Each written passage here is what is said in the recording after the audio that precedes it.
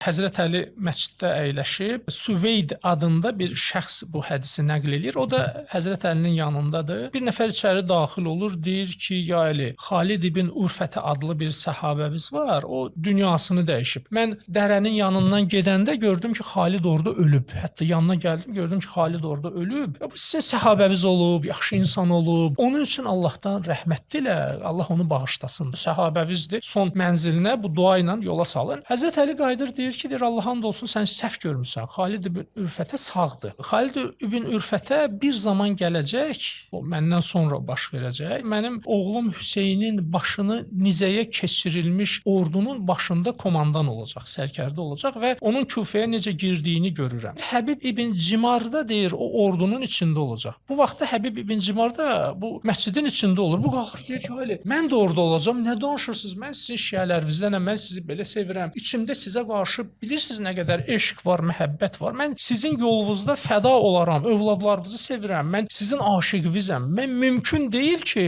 belə bir günaha, harama, qətlə mən qol qoyum. Həzrət Əli deyir ki, sən kimsən? Tez-tez olurdu Həzrət Əli. Bildiyi adamı da deyirdi, sən kimsən? Bundan başa salmaq istəyirdi ki, yəni sən mənim həqiqi şiələrimdən deyilsən, mənə tabe olanlardan deyilsən. O deyir ki, mən Həbib ibn Cimaram. Yəni bayaq dedinizsə, mən də orduda olacağam. Mən həmən şəxslərdənəm. Süveyd deyir ki, bir gün Küfədə idim. Artıq Kərbəla hadisəsi baş verib, hicrətin 61-ci ildir və gördüm ki, Xalid ibn Ürfətə bir ordunun içində içəri girdi. Nizələrdə deyir başlar var idi və Həbib ibn Cimar da onların arasındaydı. Fəxrlə əlində nizədə Hüseynin başını tutaraq deyir Küfədə içəri daxil oldu. Həyat doğrudan da amansızdır. Əgər yalan eşq iddiası eləmisənsə, bu gec tez hardasa faş olacaq və həyatın dərsi bəzən də amansız olur.